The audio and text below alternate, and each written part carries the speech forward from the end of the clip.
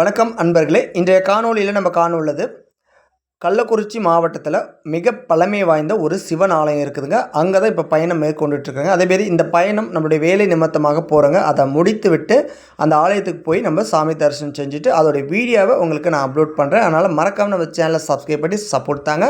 இப்போ வாங்க வீடியோக்குள்ளார போகலாம். நம்ம பார்த்திங்கன்னா கள்ளக்குறிச்சி பஸ் நிலையத்திலேருந்து சரியாக பார்த்திங்கன்னா ஒரு 26 கிலோமீட்டர் தொலைவில் இளவரசனூர் கோட்டை அப்படிங்கக்கூடிய ஒரு பகுதிக்கு நம்ம பயணம் மேற்கொண்டுட்டுருக்குறோங்க. இதுக்கு பார்த்திங்கன்னா 22 ரூபாய் சார்ஜ் பண்ணுறாங்க பஸ் கட்டணமாக. அதே நீங்கள் இது உளுந்தூர்பேட்டையிலேருந்து வரீங்க அப்படின்னா உங்களுக்கு வெறும் 10 கிலோமீட்டர் தொலைவில் இருக்கும். ஃபஸ்ட்டு விழுப்புரம் மாவட்டமாக இந்த கோவில் இருந்துச்சு. இப்போ கள்ளக்குறிச்சி மாவட்டமாக பிரித்து அதுக்குள்ளார கொண்டு வந்துட்டாங்க. இதுதாங்க அந்த ஸ்டாப்பு, இளவரசனூர் கோட்டை. முதல்ல இந்த ஆலயத்துடைய பெயர் பார்த்திங்கன்னா இறைவன் வசம் செய்த தலம் அப்படிங்கக்கூடிய பெயரில் தான் இந்த ஆலயம் இருந்துச்சு. இந்த பஸ் ஸ்டாப்பு, இந்த ஊர் பெயர். அதன் பிறகு காலப்போக்கில் இது இளவரசனூர் கோட்டை, அதாவது கோட்டைன்னு எதுக்கு வந்துச்சு அப்படின்னா இளவரசர்களாகட்டும் அல்லது பொது மக்கள்களாகட்டும் போர் புரியக்கூடிய காலகட்டத்தில் இந்த கோவிலில் தான் தஞ்சம் அடைஞ்சிருக்கிறாங்க. கோவில் ஒரு அரணாக எங்களை காத்திருக்குது. அதனால் இது ஒரு மிகப்பெரிய ஒரு கோட்டையாக தான் பார்க்கப்பட்டிருக்குது. அதனால் இப்போ காலப்போக்கில் அது கோட்டையாகவே அழைக்கப்படுது. இந்த பகுதியுடைய பஸ் ஸ்டாப்லையுமே பார்த்திங்கன்னா இளவரசன் கோட்டை, அந்த இளவரசனும் கட்டாயி இப்போ கோட்டைன்னு மாறிடுச்சு. உங்களை எந்த அளவுக்கு பேர் அளிக்கப்பட்டு வருதுங்கிறத இதன் மூலியமாக நீங்கள் புரிஞ்சிக்கலாம். அதே போல் நாம் போன டைமில் பார்த்திங்கன்னா நமக்கு நடை சாத்திட்டாங்க. ஏன்னா நம்ம வேலையை முடிச்சுட்டு வரதுக்கு கொஞ்சம் டிலே ஆயிடுச்சு.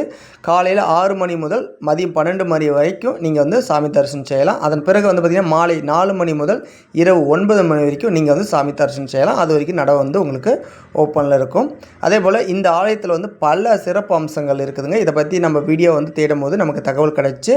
அண்ட் இது என்னென்ன சிறப்பு அம்சம் அப்படின்னு பார்த்தீங்கன்னா, சிவன் பார்த்திங்கன்னா நீங்கள் சாமி தரிசனம் செய்யறதுக்கு 18 படி ஏறி ஹைட்டில் தான் நீங்கள் போய் பார்க்கணும். அதாவது முதல் தளத்தை விட்டு 2வது தளத்தில் தான் நீங்கள் சாமி தரிசனம் செய்கிற மாரி இது ஒரு மலை கோயிலாக தான் ஃபஸ்ட்டு இருந்திருக்குது. ஓகேங்களா? அண்ட் அதே போல் நந்தி பகவான், எந்த ஒரு சிவன் ஆலயத்திலையும் சிவனை பார்த்தபடி நந்தி பகவான் காட்சியளிப்பார்.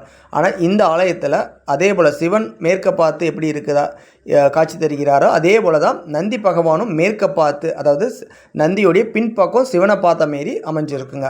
அங்கே உள்ள பல நந்திகள், அதாவது ஒரு குறிப்பிட்ட பகுதியில் நந்திகள் இருந்தாலும் எல்லாமே மேற்கு பார்த்த மாரி அமைச்சிருக்கிறாங்க. இது ஒரு அதிசயத்திலையும் அதிசயம். அதே போல் பல கல்வெட்டுக்கள்ங்க.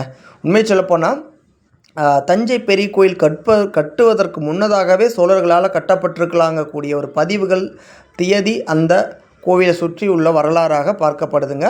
ஏன்னா அந்தளவுக்கு பழமை வாய்ந்தது. அந்தளவுக்கு ஸ்டார்டிங்லேருந்து ஃபுல்லாக கல்வெட்டுங்க. தஞ்சை கோவிலில் எப்படி கல்வெட்டு பார்க்க முடியுமோ அதே போல் இந்த கோவில்லையும் கல்வெட்டை நீங்கள் பார்க்கலாம். ஆனால் இது இந்து அறநிலைத்துறை கொஞ்சம் பாதுகாப்படுத்தி இதை பேணி காக்கணும். ஃப்ரெண்ட்ஸ், கோயில் திறக்கிறதுக்கு 4 மணி ஆகுனாங்க.